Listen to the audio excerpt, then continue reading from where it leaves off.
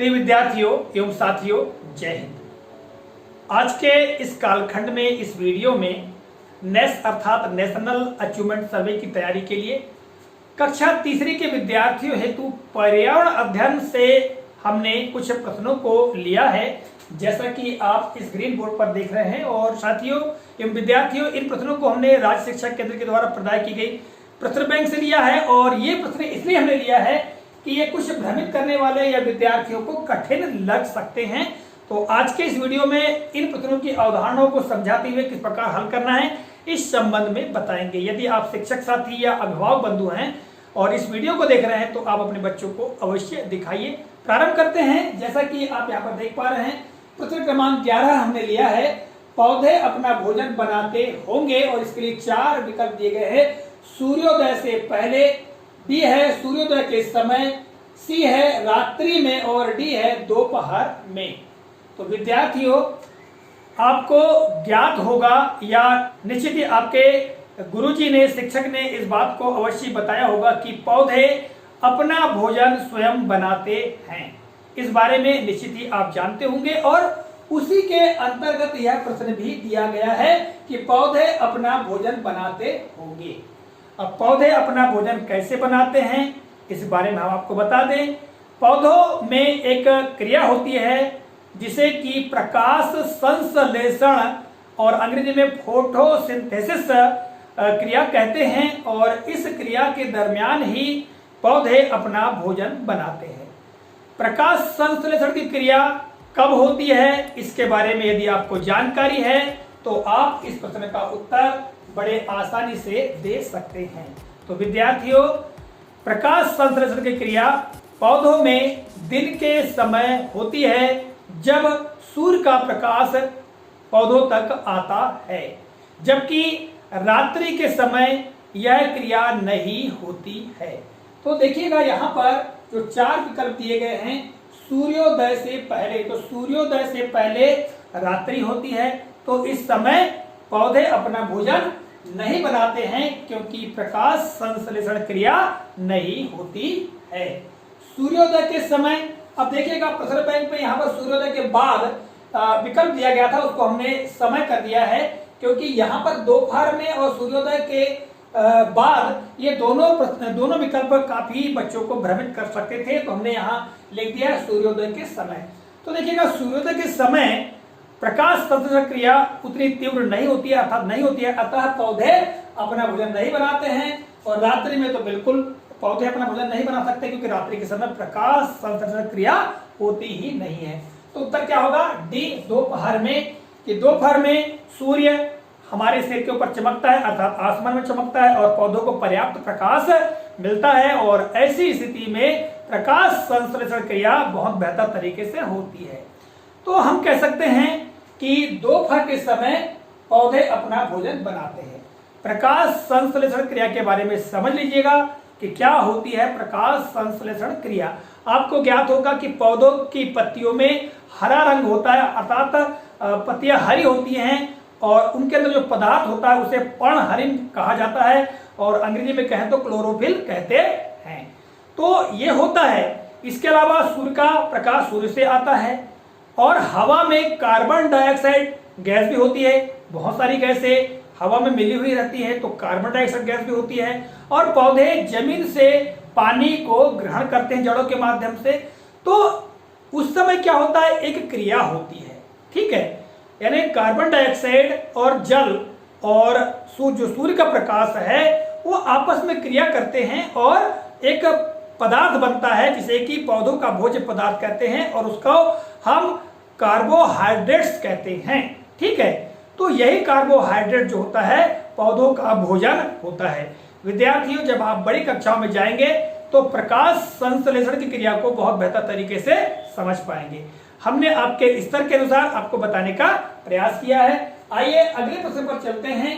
पानी का अधिक से अधिक बार उपयोग हो सके इसे बताने निम्नलिखित क्रम में से एक सही है, सही क्रम बताइए। ये जो प्रश्न दिया गया है, इस प्रश्न को देने का उद्देश्य यह है कि हम पानी की बचत कैसे कर सकते हैं। या पानी का अधिकाधिक प्रयोग, मतलब यह है कि एक ही बकेट का जो पानी है या बाल्टी में या कहीं रखा हुआ पानी है उसका उपयोग हम कितनी बार कर सकते हैं, इसको बताने के लिए यह प्रश्न है। और इसके 4 विकल्प देखिएगा। हाथ मुंह धोना, कपड़े धोना, पोछा लगाना, पौधों में पानी डालना, ये क्रम है। यदि आपके पास में एक बकेट पानी है तो उस पानी से आप हाथ में मुंह धो सकते हैं, कपड़े धोना कर सकते हैं, पोछा लगा सकते हैं घर का, पौधों में पानी डाल सकते हैं। क्या ये क्रम सही है? या बी नंबर में देखिएगा, हाथ मुंह धोना, कपड़े धोना, पौधों में पानी डालना, पोछा लगाना, तो क्या ये क्रम सही है? तीसरा सी है कि हाथ मुंह धोना, पोछा लगाना, कपड़े धोना, पौधों में पानी डालना, क्या ये क्रम सही है? या डी पोछा लगाना, कपड़े धोना, पौधों में पानी डालना, ये क्रम सही है। तो विद्यार्थियों, यदि आपके पास में एक बाल्टी पानी है और उस पानी का आप उपयोग करेंगे, यदि आप यहाँ पर दिया गया जो पहला क्रम है कि हाथ को मुंह धोना, यानी उस बाल्टी के पानी से आप हाथ मुंह धो लेते हैं तो आपका शरीर जो हाथ और मुंह है वो साफ हो जाएंगे। इसके पश्चात आप उस पानी से कपड़े धो लेंगे, ठीक है, और फिर बचा हुआ जो पानी है उससे पोछा भी लगा लेंगे और फिर जो पूरा पानी बच जाएगा उसको अंत में कहाँ डाल देंगे? पौधों में डाल देंगे, तो पानी का सदुपयोग होगा। इस तरह से जो पानी का अधिक से अधिक बार उपयोग हो सके, इसको बताने वाला सही क्रम क्या है? ए नंबर है, ठीक है। तो यहाँ पर कहीं कोई भ्रमित होने की आवश्यकता नहीं है। अगला प्रश्न है, प्रश्न क्रमांक 20 हमने लिया है, सीता फीते से दरवाजे की लंबाई माप रही है, फीता मापन की इकाई है। प्रश्न को एक बार फिर समझ लीजिएगा। सीता फीते से दरवाजे की लंबाई माप रही है, फीता मापन की इकाई है। बच्चों, हम लोग किसी भी चीज की लंबाई को कई तरह से मापते हैं, जैसे हाथ से माप लेते हैं, बालिश से माप लेते हैं, अंगुल से माप लेते हैं, कोई रस्सी से माप लेते हैं, कोई लकड़ी लेकर के माप लेते हैं, कोई फीता लेकर के माप लेते हैं। तो यहाँ पर वही कहा गया है कि सीता नाम की एक लड़की है, एक फीता जो होता है, फीता आपको ज्ञात होगा, उस फीते से क्या माप रही है? वो दरवाजे की लंबाई माप रही है, अर्थात दरवाजा कितना ऊंचा है इसको माप रही है। तो जो फीता है वो मापन की इकाई है। कौन सी इकाई? नंबर ए सेंटीमीटर की इकाई है, नंबर बी मानक इकाई है, नंबर सी अमानक इकाई है और नंबर डी ग्राम है। तो विद्यार्थियों, फीता जो होता है, कोई एक फीता ले ले मान लो, ठीक, उससे अगर हम मापते हैं तो उसमें कोई मीटर के, सेंटीमीटर के, इंच के निशान नहीं होते हैं। तब आप यहां पर देखेंगे तो जो फीता है वो फीता क्या होगी? अमानक इकाई होगी, ठीक है। अगर मान लिया जाए मीटर टेप की बात आती तो मीटर टेप क्या होता? मानक इकाई होता। मीटर टेप में क्या होता है? उसमें सेंटीमीटर के निशान, इंच के निशान होते हैं। तो ऐसी मापन की जितनी भी इकाइयां हैं, चाहे हम अंगुल की बात करें, बालिश की बात करें, हाथ की बात करें, कोई लकड़ी से मापे, रस्सी से मापे लंबाई को, ठीक है, तो ये अमानक इकाइयां हैं। और अमानक क्यों हैं? यदि हम बालिश की बात करें तो सबके बालिश छोटे बड़े हो सकते हैं, अंगुल भी छोटी बड़ी हो सकती हैं, कदम भी कम ज्यादा हो सकता है, ठीक है। इसी प्रकार लकड़ी, यदि किसी लकड़ी को का माप बना के मापते हैं तो लकड़ियां भी छोटी बड़ी हो सकती हैं, ठीक है। तो ये सभी इकाइयां मापन की अमानक कहलाती हैं। मानक और अमानक का क्या अर्थ है? मानक का मतलब मान्य और अमानक का मतलब जो मान्य ना हो। तो मान्य इकाइयां कौन सी होती है? देखिए, यदि पूरे देश में या पूरे विश्व में एक सी माप से मापन किया जाता है उनको मानक इकाइयां कहते हैं। विद्यार्थियों, जब आप बड़ी कक्षा में जाएंगे तो आप इसको बखूबी समझ पाएंगे, ठीक है। तो आपको ये याद रखना है कि अंगुल, बालिश, हाथ, कदम, कोई लकड़ी, कोई फीता, कोई रस्सी, इससे कोई चीज मापी जाती है, तो सारी जो इकाइयां मापन की ये अमानक इकाइयां होती हैं। चलिए अगले प्रश्न पर चलते हैं। 34वां प्रश्न हमने लिया है कि स्वस्थ रहने के लिए आपको कौन से आहार नहीं करना चाहिए। विद्यार्थियों, हमारे लिए स्वास्थ्य बहुत आवश्यक और अनिवार्य है। तो स्वस्थ रहने के लिए कौन सा आहार हमको नहीं करना चाहिए? 4 विकल्प दिए गए हैं। ए केक बिस्कुट, बी दूध व फल, सी अंकुरित अनाज, और डी सलाद व कच्ची सब्जियां। तो विद्यार्थियों, हम लोगों के लिए स्वास्थ्य बहुत अनिवार्य है और हम सभी को अपने स्वास्थ्य का ध्यान रखना चाहिए। ये स्वास्थ्य का ध्यान हम अपने भोजन पर ध्यान रखते हुए कि हमको कैसा भोजन करना चाहिए, किस प्रकार की चीजें खाना चाहिए, हमें प्रतिदिवस सुबह जल्दी उठना चाहिए, व्यायाम करना चाहिए, इस पर निर्भर करता है हमारा स्वास्थ्य। तो यहाँ पर भोजन से संबंधित प्रश्न दिया गया है कि स्वस्थ रहने के लिए हमको कौन सा आहार नहीं करना चाहिए। ठीक है, आपको आपके गुरुजी ने निश्चित ही पढ़ाया होगा कि किस प्रकार का भोजन करने से हम स्वस्थ रहते हैं, किस प्रकार का भोजन करने से हमको एसिडिटी हो जाती है या अपच हो जाता है, हम बीमार हो जाते हैं, इसके बारे में आपको जानकारी होगी ही। तो देखिएगा यहाँ पर जो 4 विकल्प दिए गए हैं, तो बच्चों केक, बिस्कुट, दूध, फल, अंकुरित अनाज और सलाद व कच्ची सब्जियां, इनमें से यदि हम केक बिस्कुट खाते रहें या खाते हैं तो ये हमारे स्वास्थ्य के लिए ठीक नहीं है, क्योंकि ये हमारे शरीर को पर्याप्त जो पौष्टिक तत्व है वो प्रदान नहीं करते हैं, जिससे हमारा शरीर ग्रोथ नहीं करता है। तो हमको केक बिस्कुट जैसी चीजें नहीं खाना चाहिए, जबकि दूध और फल खाने से हमको पर्याप्त पौष्टिक तत्व प्राप्त होते हैं।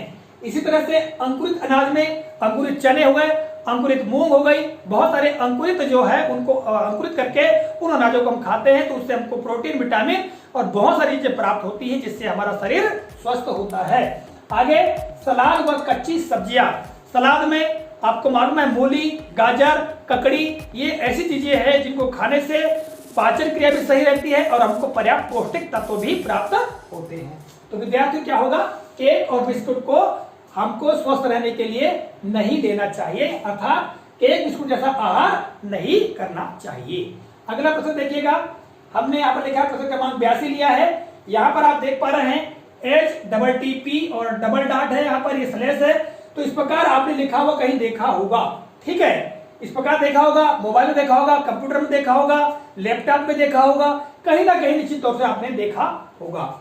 तो यहाँ लिखा हुआ है पर आप क्या भेज सकते हैं। नंबर 1, कबूतर पहुंचा सकते हैं, चिट्ठी पहुंचा सकते हैं, ईमेल कर सकते हैं, मोबाइल से बात कर सकते हैं।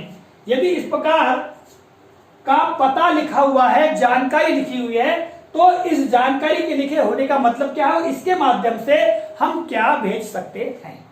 तो विद्यार्थियों, हम इस पर ईमेल कर सकते हैं। अब ईमेल क्या होता है, ईमेल एक इलेक्ट्रॉनिक सूचना होती है, एक इलेक्ट्रॉनिक पत्र होता है, जानकारी होती है, जिसमें कोई कागज या किसी पेन का प्रयोग नहीं किया जाता है। सीधे इसको इलेक्ट्रॉनिक यंत्र, मोबाइल, लैपटॉप, कंप्यूटर पर लिखा जाता है और सीधे पोस्ट कर दिया जाता है इस पते के ऊपर। तो वो जिसके पास ये पता है उसके पास सीधे शीघ्र, यानी बिल्कुल सेकंड से भी कम समय में पहुंच जाता है। तो हम क्या कर सकते हैं, ईमेल कर सकते हैं। बच्चों, अब आप जब बड़े हो जाएंगे तब इसके बारे में और भी बेहतर तरीके से जान पाएंगे। अगला प्रश्न लेते हैं, प्रश्न क्रमांक 102।